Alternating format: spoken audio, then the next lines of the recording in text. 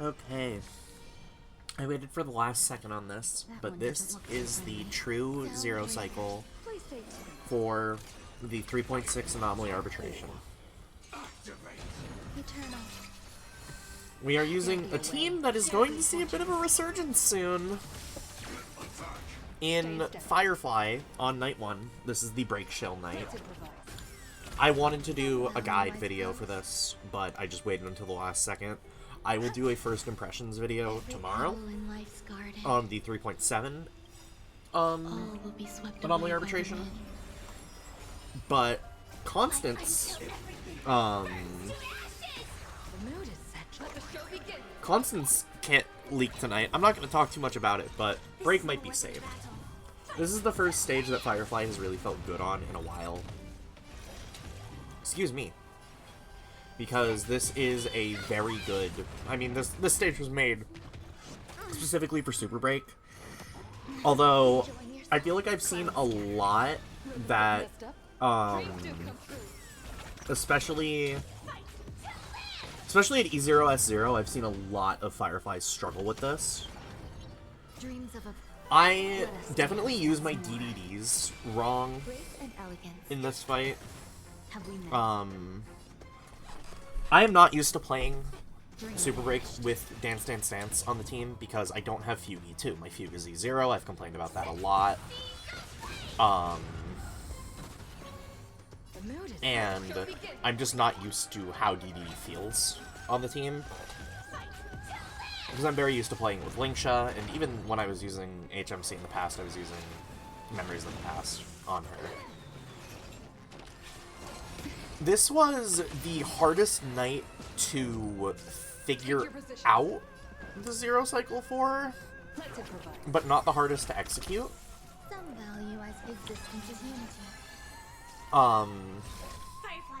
It was interesting.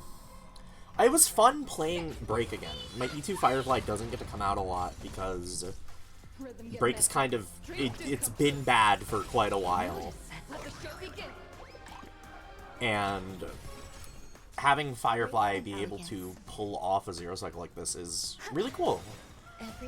Now, in 6 weeks, I might be talking about Break being in a different state.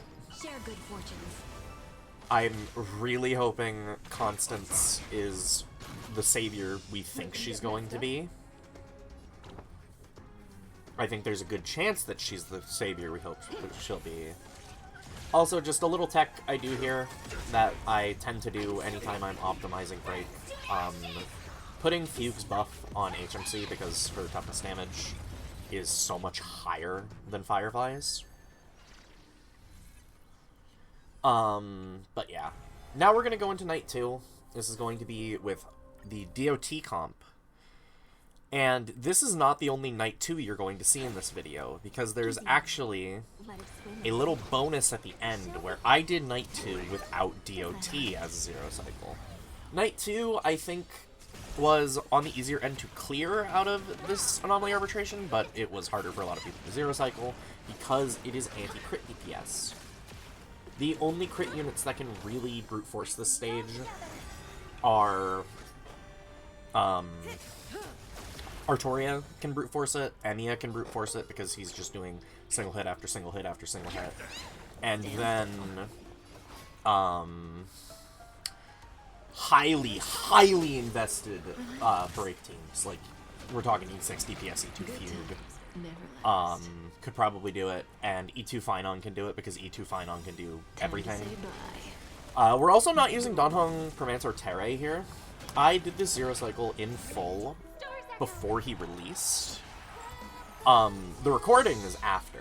This was recorded the same day as all the Japard footage. And I'll do one more showcase video this week of this Apocalyptic Shadow. Because, as I mentioned a couple videos ago, I got a 0 AV clear on bottom. I just need to remember how to replicate the line, and I'm very excited to show that. Because that'll be the lowest score or highest score, lowest AV I've ever gotten on Apocalyptic Shadow. But the Cocolia side of that the entirety of this video and both of the Zero Cycle videos were recorded in one day. So Dan Heng was out at this point, but Huohuo just feels a lot more comfortable with DOT because just being able to get more energy everywhere on the team is really nice. It helps Kafka because I'm still on a DPS build. It helps Hysilens the least because her energy is so low. She has 110 max. And then Robin it helps cycle because she's not getting her, like, full uptime.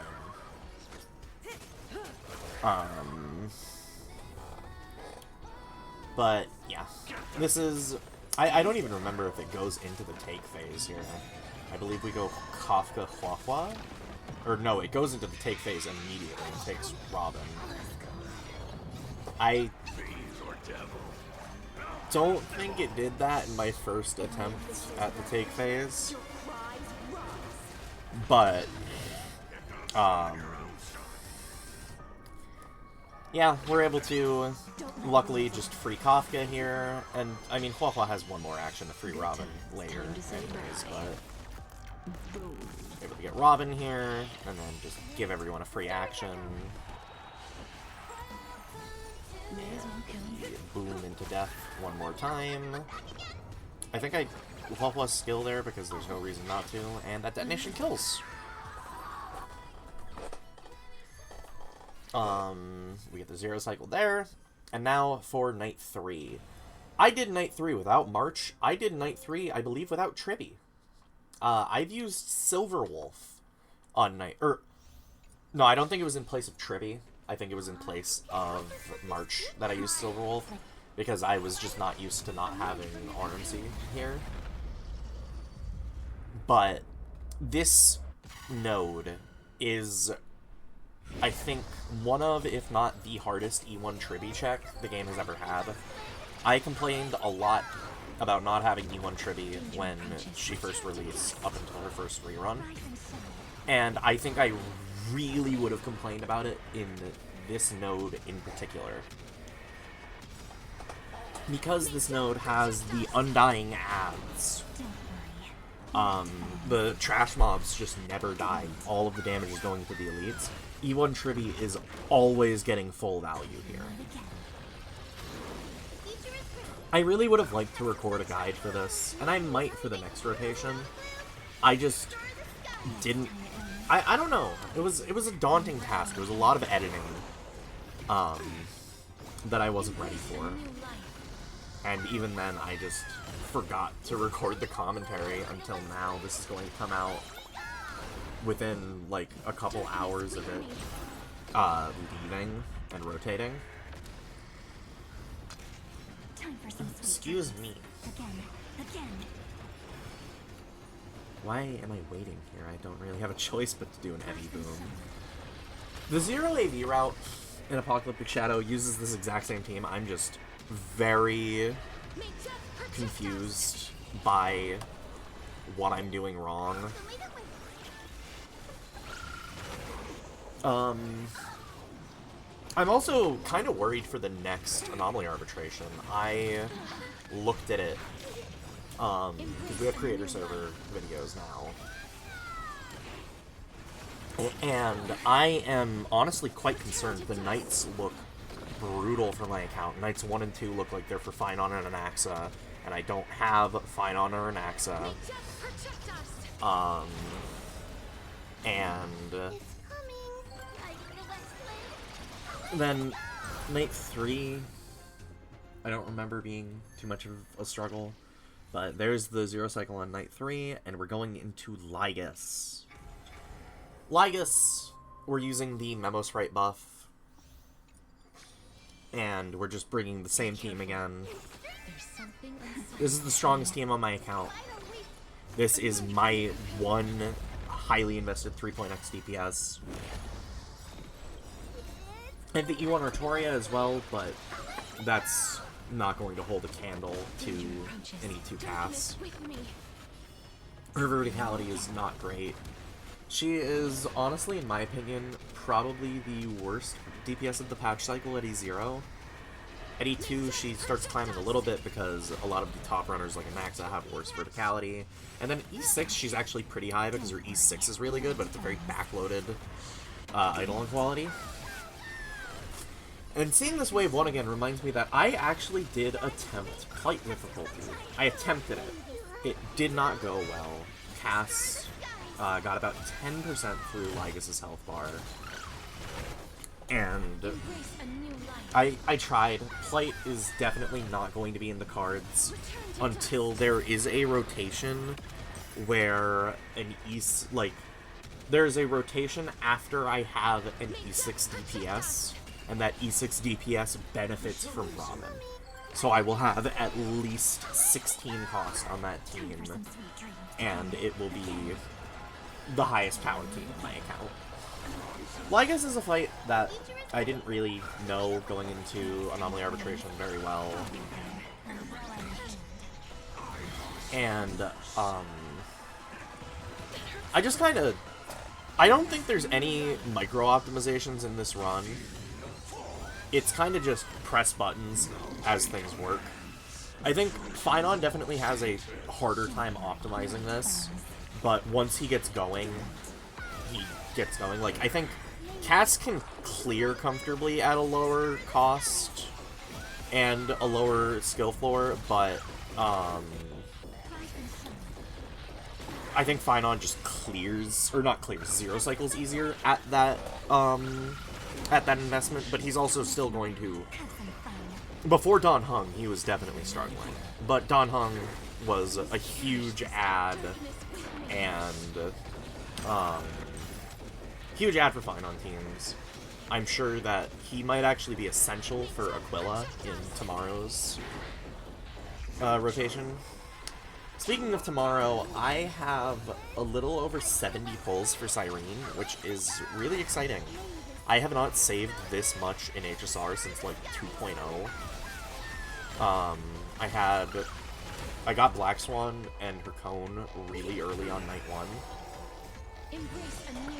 And therefore I was able to save for Sparkle, and I had a lot of pulls for Sparkle. And I think I got Sparkle in the first 10 pull, and then her cone took me to pity, but this is the first, or the most amount of pulls I've had in HSR in a while. And I'm hoping things go well. If I get my E0S1 Cyrene, then I'll go into E0S1 Cypher, then I'll go to E2 Cyrene, and then next patch I'm probably going to have to pull for definitely E0S1 Constance. Absolutely no world where it's not an E0S1 Constance angle. And then, if she's available, I will decide between E1 Constance and E1 Fugue. I'll have to wait to see some testing in the beta and creator servers to see how Constance really fares in the situation of E0 Fugue, E2 Firefly, because I feel like you never really see E2 Firefly, E0 Fugue.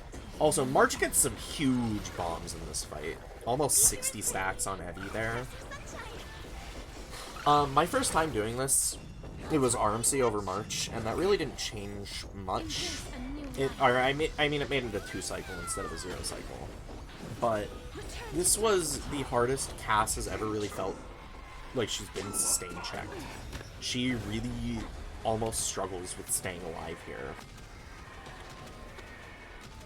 Without Hyacine, you either have Luach or Gallagher, and they are nowhere near as comfortable here. As well, they're not amping the team in terms of damage nearly as well as Hyacine is. I feel like something a lot of people forget when looking at Hyacine's ubiquity, or perceived ubiquity, is she is Cass's dedicated support.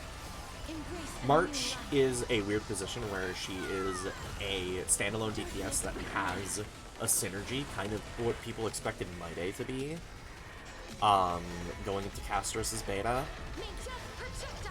where the unit is completely solid on their own, but works well with Cass.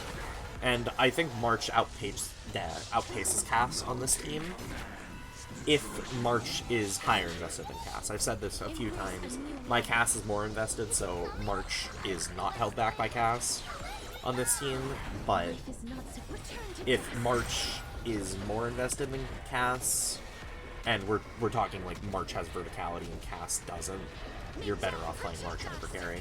But Hyacine is Cass's dedicated support. She is the Tribbie to Cass's Herda. She is the Seradra to Cass's Finon. And that is the beautiful platinum border on Anomaly Arbitration for 3.6, the very first rotation. I don't know how much I'm going to be able to keep this up. We're going to look at the builds here. Nothing too crazy. I don't know how long I'm going to be able to keep up Anomaly Arbitration 0 cycles. True 0 cycling Anomaly Arbitration is very difficult with the finite support options.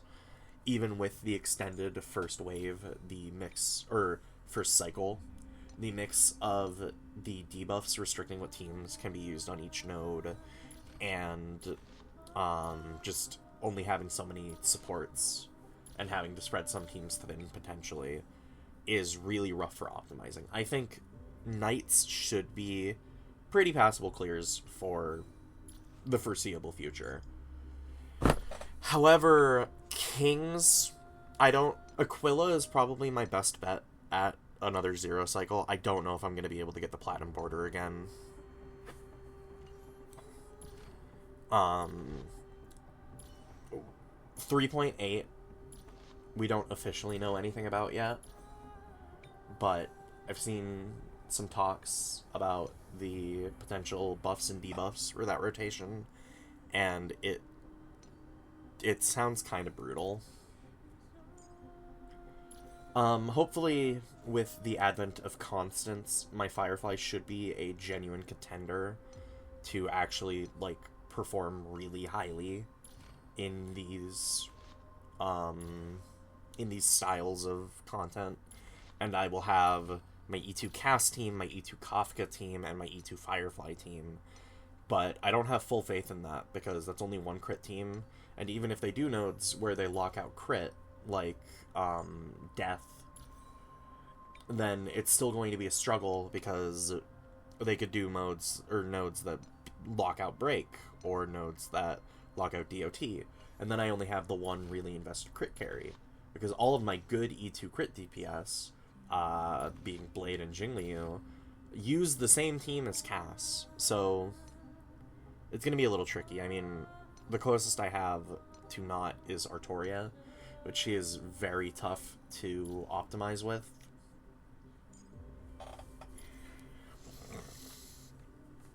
Excuse me. That is the result of talking for 20 minutes straight. I'm sorry. That was not very pleasant, but yeah, these are the builds. I got some insane deliverer pieces tonight for... it's a potential upgrade for March on the hat, and a passable pair of gloves for Cyrene. I mean, I'm really excited for Cyrene, even if I don't think she's going to be a very good unit. Because we have the creator server access. She is in a very, very rough spot without the E2. That's why I'm going to try and get the E2. I'm going to do my best for that. My goal is to actually just finish the E2 right here and have my cast kind of future-proofed for a while. But here, as a little bonus at the end of the video, is a no DOT Saber run of what's it called? Of something unto death. This was... I did this my first try, and then it took me a little while to replicate. Artoria is a weird unit. I really enjoy her, but I don't know. E1's starting to not feel super stellar.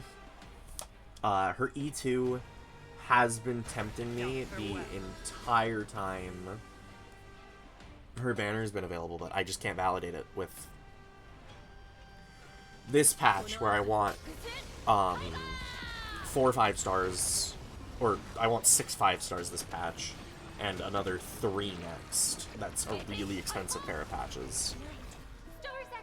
Compared to the 2 I've been getting most patches. I got 4 the cast patch, and that was it. But I've been looking at that E2 Artoria, like the devil on my shoulder. It would be a really big help. And another thing, I said I wasn't sure how long I'm going to be able to keep up the Anomaly Arbitration 0 cycles. I don't know how long I'm going to be able to do MOC 0 cycles going forward. I'm kind of starting to hit the I can't do this that I was hitting in 2.7. Because, realistically speaking, I haven't gotten a new standalone DPS in a while, since Artoria. Because Hysilens was a big upgrade to an existing team, and March, in the state my cast team is in, is an upgrade to an existing team. So I'm kind of behind the curve on DPS, although they haven't really been releasing DPS for a lot of the patch cycle. That's something that I was always scared of for this patch cycle. This MOC, I genuinely think is impossible for the current state of my account. Unless I find a line to do Judge without using Cass as the DPS, or I find a line to do Flame Reaver without Tribbie. But Flame Reaver is a really good fight for E1 Tribbie. We're just gonna chunk death for over half its health there. But yeah, unless I find a line without Tribbie on top or without Cass on bottom, I just cannot 0 cycle it in my current state. Unironically, despite how lowly I think of her kit, I think Cyrene is the answer. But that still doesn't mean I have anything to do Flame Reaver on top. I've gotten really close. Stainless Artoria is like 10% away, and that's huge. And then Fei Zhao's also gotten really close. We chunked it for another half its health there. I think I just popped like Don Hung's Sunday, and then I realized, yeah, I can just Artoria ult and kill. Because I want these two to be taken. And then I realize, wait, I can just kind of do this. So this cleared, I think, comfier than DOT did. But yeah, I've been working my ass off on that MOC 12 this rotation, and I just don't think my current account can do it. I need Cyrene, I need maybe Cypher. I need something that I don't have right now. I think E2 Artoria could do it. I think S1 Don Hung could do it. Both things that I could theoretically pick up right now, but I don't like Don Hung enough to get his S1. And Artoria E2 is... That is in the case that I'm not interested in 4.0, and I have the pulls available at the end of 3.8. Yeah, my throat is getting really sore. I've been talking for far too long, not really taking good breaths, no water. Thank you for watching. I will do a first impressions, first clear video, the standard stuff you've come to expect of me from the other endgame modes, for Anomaly Arbitration tomorrow. That'll be out Wednesday morning. But yeah, thank you for watching. I hope you enjoyed. Leave a like, subscribe, and I will see you in the next video. Thank you.